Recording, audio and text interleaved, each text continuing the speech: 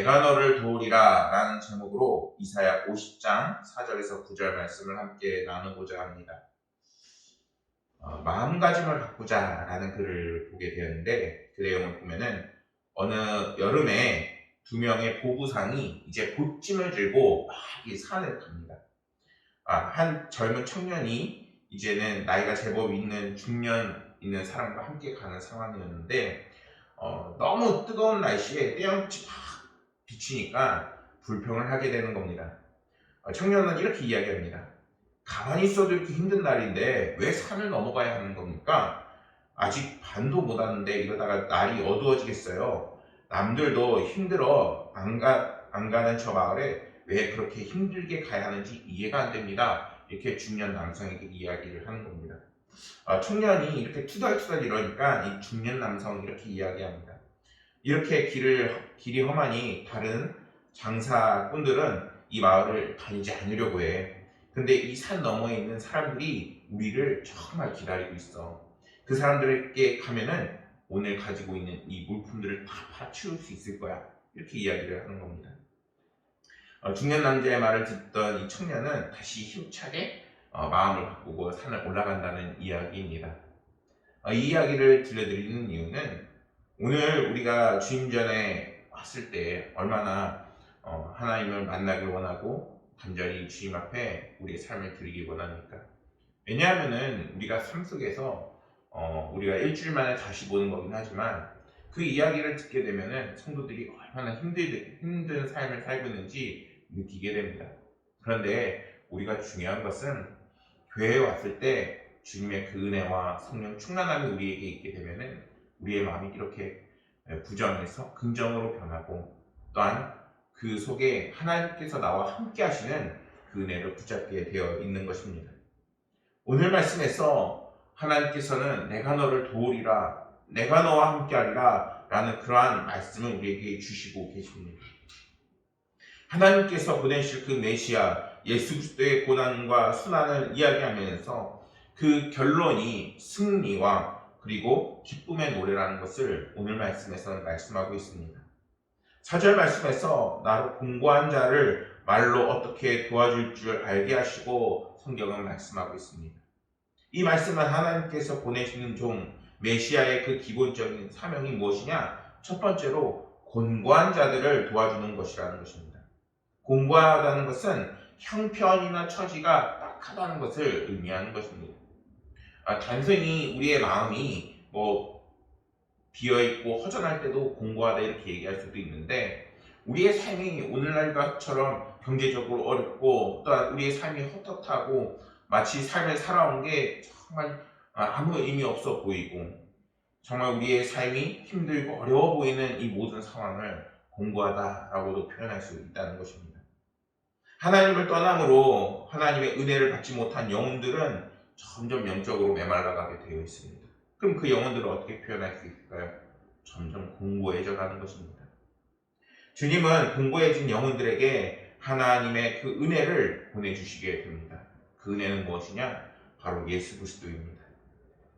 그들이 하나님과 하나님의 그 뜻에 순종할 때에 이제는 공고함을 벗어나게 되어지고, 첫 번째 사명이었던 그 공고함을 이제 낳게 하시는 그 은혜가 우리의 삶 가운데 임하게 되는 것입니다. 예수님의 공생의 그 기간은 하나님을 떠나 죄에 짓눌려 결핍되고 공고한 삶을 사는 영혼들에게 하나님의 뜻을 가르치는 데 모든 시간을 쓰셨습니다. 그래서 우리는 성경과 주님의 가르침을 묵상할 때 비록 눈에 보이진 않지만 하나님이 분명히 계시고 우리와 함께 하시며 그분이 어떤 분이신지를 깨달을 수 있게 되는 지혜를 얻게 되는 것입니다. 4절 말씀에서 여호와의 종은 주 여호와께서 학자의 혀를 내게 주셨다라고 말씀합니다. 여기서 학자란 제자 또는 교훈을 받은 사람이라는 의미를 가지고 있습니다. 그래서 하나님께서 여호와의 종에게 학자의 혀를 주셨다는 것은 이제는 하나님께서 주님이 우리 가운데 성령을 보내주셔서 어떤 말을 할지 다 알게 하신다는 것입니다. 지혜와 능력을 우리 가운데 주신다는 것입니다. 그렇다면 하나님께서 여호와의 종에게 가르치고 여호와의 종이 우리에게 가르치는 그것은 무엇일까요? 그것은 당연히 하나님의 뜻이며 하나님을 알려주시는 것입니다.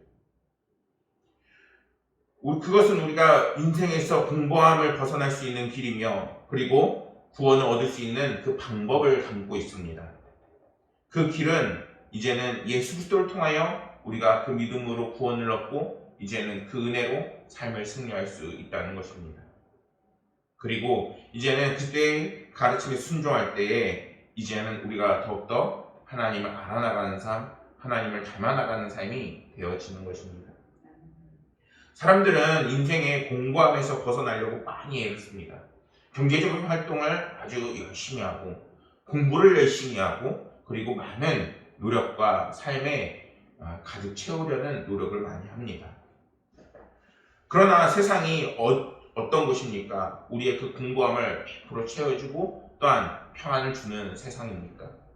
아니지요.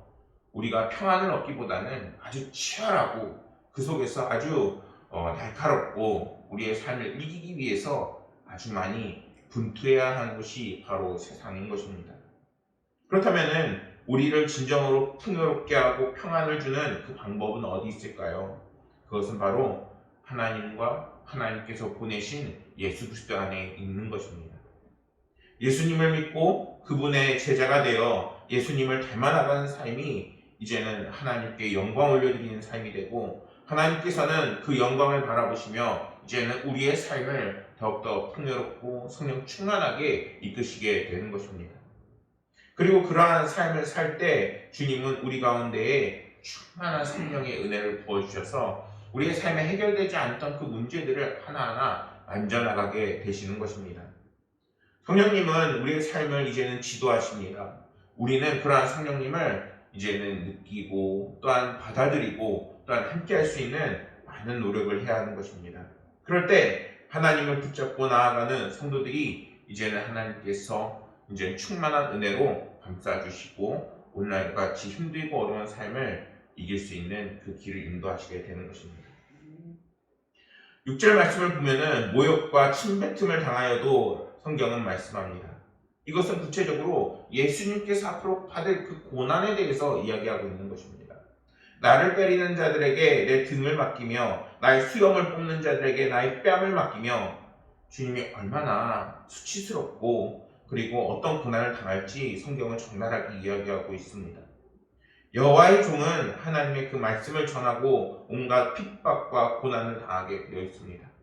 여러분들의 삶은 어떻습니까? 세상에 나아가서 그리스도인으로 살아갈 때 세상이 여러분들이 그리스도인으로 살게 호락호락하게 냅둡니까? 아니죠.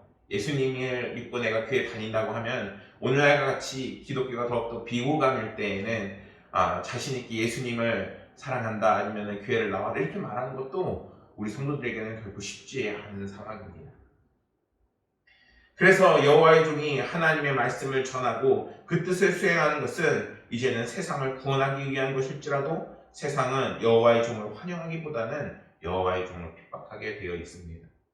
성경을 보면 하나님의 신실한 종들 중에 세상으로부터 핍박받지 않은 사람이 없습니다. 이사야를 비롯해 예레미야와 같은 하나님의 신실한 종들도 다 고난을 당하고 핍박을 당합니다. 예수 그리스도와 같은 시대였던 세례 요한 역시 결국에 헤롯에 의해서 목이 잘려 죽게 됩니다. 마찬가지로 여호와의 종 예수 그리스도께서 하나님의 말씀을 전할 때에 세상으로부터 나를 때리는 자들에게 내 등을 맡기고 나의 수염을 뽑는 자들에게 나의 뺨을 맡기고 이처럼 고난을 당하고 얼마나 힘든 삶을 사는지 이제는 보여주시고 계십니다. 이러한 사실을 통해서 우리가 알 수 있는 것은 하나님의 일을 행하는 자들에게는 반드시 어려움이 있을 수 있다는 것입니다. 하나님의 일을 수행하기 위한 그 길은 십자가의 길이요 가시밭과 같은 고난의 길입니다. 그렇게 우리는 어차피 있을 세상의 핍박을 두려워하기보다는 그것을 이기게 하시는 여호와 하나님을 붙잡고 나아가서 살아가야 하는 것입니다. 사도행전 20장 24절 말씀을 보면은 내가 달려갈 길과 주 예수께 받은 사명 곧 하나님의 은혜의 복음을 증언하는 일을 마치려 함은 나의 생명조차 조금 더 귀한 것으로 여기지 아니하노라 이렇게 말씀합니다. 이게 사도 바울이 고백하고 있는 그 말씀이에요. 여러분, 우리의 마음은 어때야 할까요? 이제는 예수 그리스도의 그 복음이 우리의 삶 가운데 가득 들어와서 주님이 인도하시는 그 길을 달려나갈 때 두려움이 없어야 하는 겁니다. 왜냐? 세상은 어차피 예수님을 믿고 하나님을 믿는 자들을 핍박하게 되어 있습니다. 뿐만 아니라 우리 삶에는 수많은 고난이 있어요. 근데 그 과정과 그 길을 나 혼자 나아가기에는 너무나 힘들고 어렵습니다. 우리의 믿음의 생활에는 이러한 마음가짐이 있어야 하는 것입니다. 주님께서 나를 도와주시고 나와 함께 하시며 이제는 내가 복음을 위해서 살아나갈 때에 조금 더 두려움이 없겠노라.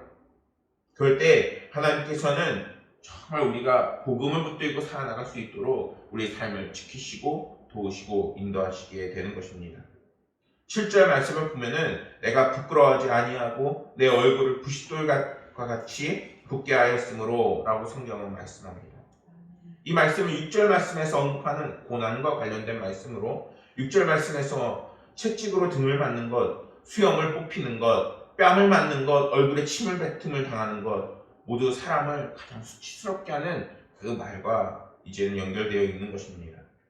예수 그리스도는 이 세상에 계실 때에 온갖 수치를 당했습니다. 그분은 누구신가요? 하나님의 아들이시고 또한 우리가 지금도 복음을 증거하는 그 근원이 되시는 분입니다. 그런데 그분을 이렇게 수치스럽게 한다는 거예요. 그러나 그분은 이 수치를 당하여도 얼마든지 부끄러워하지 않았습니다. 실제로 이러한 수치를 당하지 않을 수도 있었는데 지금 이 수치를 피하지 않고 계신 것입니다. 주님께서는 그 모든 수치를 담담히 받아들이셨고 뿐만 아니라 그런 수치를 부끄러워하지 않고 계십니다. 그 말씀이 무엇이냐? 내 얼굴이 부싯돌과 같이 굳게 하였다 라고 지금 성경은 말씀하고 있는 것입니다. 그렇다면 주님께서는 아무런 잘못도 없으시면서 이런 수치를 왜 감내하고 계시는 것일까요? 그것은 바로 우리들 때문인 것입니다. 오늘 이 자리에 있는 우리 성도들을 향하여 내가 너희를 사랑하기 때문에 지금 이 고난과 수치를 당하고 있다라고 말씀하고 계신 것입니다.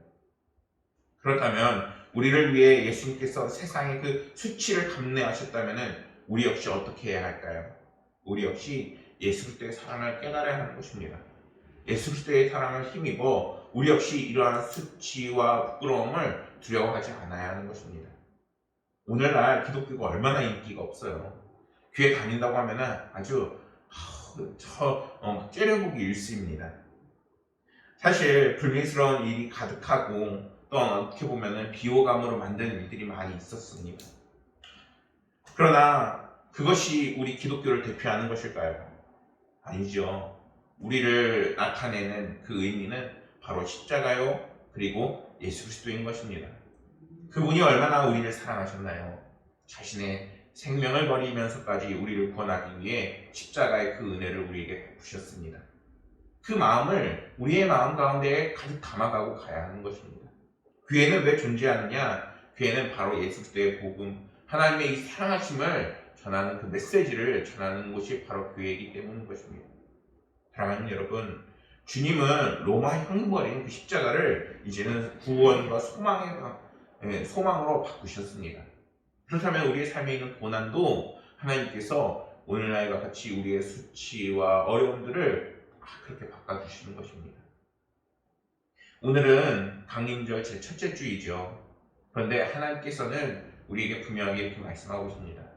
우리의 소망이고 구원에 되시는 주님, 그분이 이제는 우리 가운데 더욱 오셔서 우리는 그것을 기다리는 마음으로 이 기간을 보내고 있는 것입니다. 주님께서 우리 가운데 있는 모든 수치와 고난과 어려움을 이제는 기쁨으로, 소망으로, 이제는 새 생명으로 우리를 바꿔주시는 것입니다. 그렇기 때문에 우리가 슬퍼하고 힘들어하고 그리고 그 감정에 깊이 들어갈 이유가 없는 것입니다. 오히려 들어올 때 주님, 당신이 내게 오시는군요.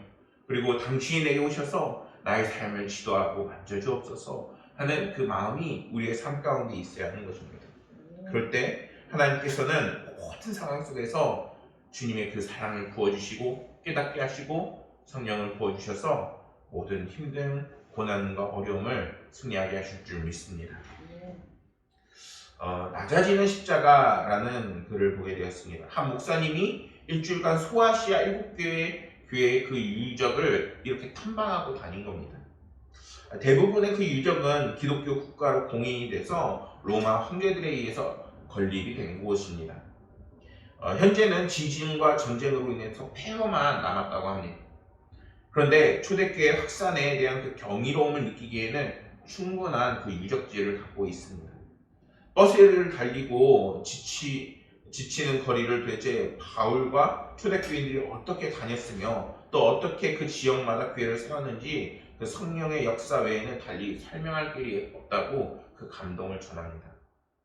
세계적인 학자인 앤드루 월스 박사는 종교 중에서 오직 기독교만이 이 발생지를 떠나서 온 세상에 자신의 그 중심을 이동하는 그런 종교임을 이야기합니다. 실제로 이슬람교 아랍권에서 불교는 힌두교는 인도에서, 유교는 중국에서 중심으로 존재를 합니다. 그런데 기독교는 유대에서 소아시아를 거쳐 로마로 과거엔 야만인으로 취급받던 유럽의 백인에게로 그리고 20세기의 아시아, 아프리카, 남미 중심으로 이동하고 그 비결이 이 월스 박사는 끊임없이 낮은 곳으로 흘러가는 십자가 정신에 있다라고 이야기를 합니다. 우리 고강은혜 교회가 지금 이 고강동에 있지요. 고강동 입지가 굉장히 애매한 것 같아요. 국립과학수사연구소 밑으로만 내려가서 서울이고 바로 이 위는 고강동 부천으로 이제 경기도로 들어가게 되는 것입니다.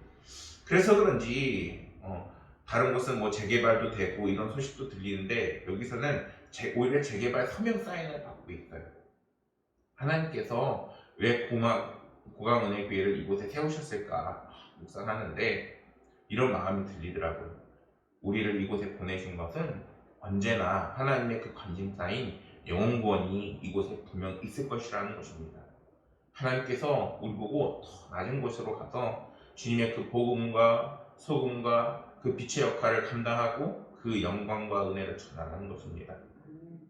우리가 각자 있는 그 자리가 더 낮아지는 곳입니다. 하나님께서 십자가를 세우신 우리 성도들이 있는 모든 기업과 집과 모든 각자의 위치가 하나님께서 우리를 더 낮은 십자가로 부르시는 장소인 줄 믿습니다. 그곳에서 우리는 무엇을 해야 할까요? 이제는 그리스도의 사랑을 실천하고 또한 그 사랑을 보여주며 더욱더 복음 가운데 사는 삶을 살아야 하는 것입니다. 8절 말씀에서 나를 의롭다 하신 이가 가까이 계시니 나와 다툴 자가 누구냐 이렇게 성경은 당당하게 선포를 합니다. 9절 말씀에서도 보라 주 여호와께서 나를 도우시니 나를 정죄할 자 누구냐 분명하게 이렇게 선포합니다.